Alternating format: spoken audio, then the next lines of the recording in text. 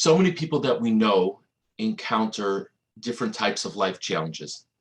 And we know that part of our mission as people diligent about bein adam lachaveiro, about interpersonal relations, is to do what we can for them, to feel their needs, to feel their challenges, and to help however we can. Unfortunately, the vast majority of the time, there's very little we can do.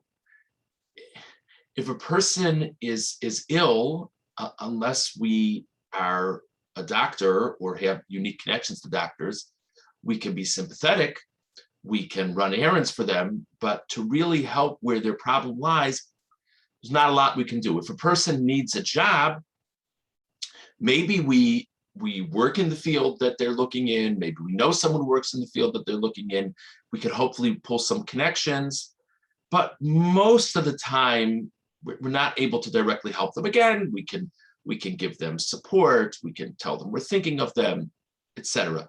We can always daven for people, by the way, and as believing Jews, we need to know that that probably is the greatest chesed, the greatest kindness we can do for people in all kinds of circumstances. We need to do everything else we can as well. There is one type of need that various people in our community and throughout the Jewish people have, that there's a lot we can do, and that is to help singles find their partners. We all know so many people, and just anecdotally, so many people were able to find their partners for life from just a neighbor, a friend, a relative, not a professional shadchan. Professional shadchanim are wonderful. We're so grateful to them, but we don't have to leave everything for the professional shadchanim. So for all the chasadim that we sit and say, gosh, how many chalas can I bring by? How many texts can I send? I'm thinking of you. My gosh, if we know someone who needs to find a partner, there really is something we can do.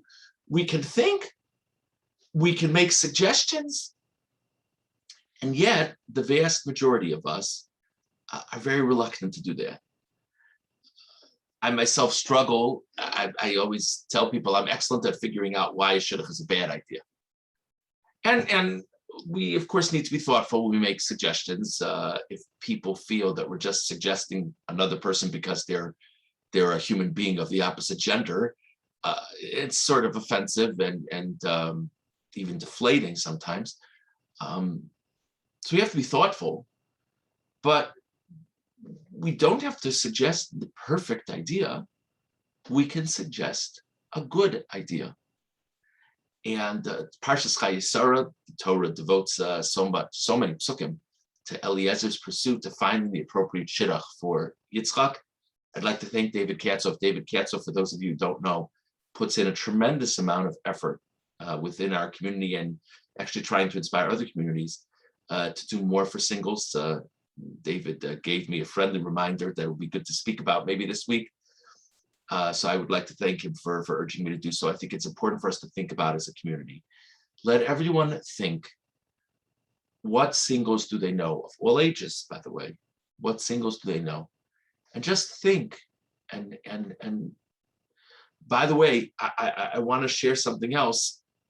I've had the experience many times, I'm sure many of you had as well, that I'll have someone from out of town, for whatever reason, will be at my Shabbos table, and I'll have a single person from the community as a guest. Frequently, the person from out of town has a whole new idea. Maybe there's something to be said if we happen to have a guest from out of town at the table, a friend, a relative. Maybe we shouldn't wait.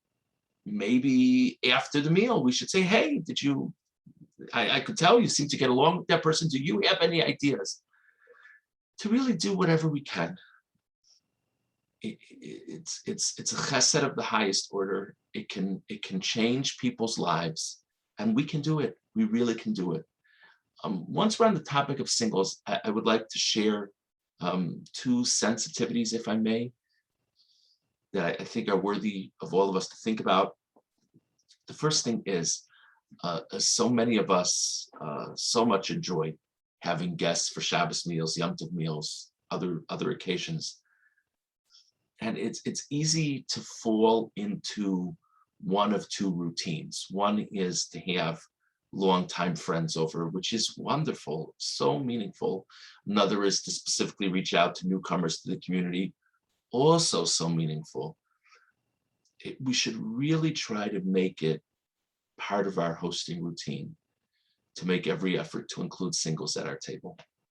Um, so many times singles don't necessarily fit into either category. Many times they do fit into either of these categories, but so many times they're sort of in between the two. And it's not that they're people in dire need who wouldn't have a Shabbos meal without you. They're fine. But Shabbos Yom Tov meals are such a special time for people to get together and to connect to each other.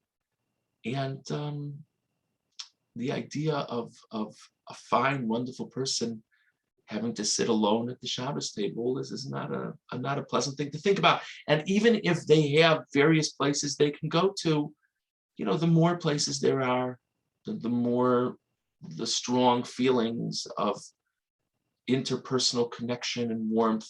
It's just such a nice thing. And by the way, the greater the odds that they'll meet someone. You never know. One thought. The other thought is perhaps a little more of a subtle point, but I think also significant. When we talk about community and we talk about segments of the community, we have a terrible habit. You have a terrible habit of talking about couples and families. Perhaps some of you know what I'm referring to, perhaps others don't know what I'm referring to. Think about it. Listen closely when people describe.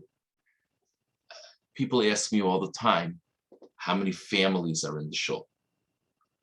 So I try to answer with the term member units. It's just not. I mean, imagine if you're a single person sitting at a Shabbos table, and someone asks how many families this, how many couples that. They, heaven forbid, the person doesn't mean anything by it at all. But you could imagine the feeling: do I and people like me not exist? Do we not count? It's a terrible feeling. So, like I said, it's a little more of a subtle sensitivity, but I think it's worth thinking about that also. God gives us a remarkable, remarkable opportunity to make a difference in his world. What he empowers human beings with in general, and particularly the Jewish people, is nothing short of amazing. Part of the way God made his world is he makes us partners in the remarkable thing that he himself did for Adam and Chava in a very direct way.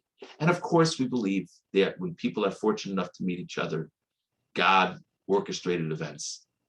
But if we make our hishtadlus, if we put forth our effort, we could merit to be partners in this remarkable life-changing event for very special people that we know.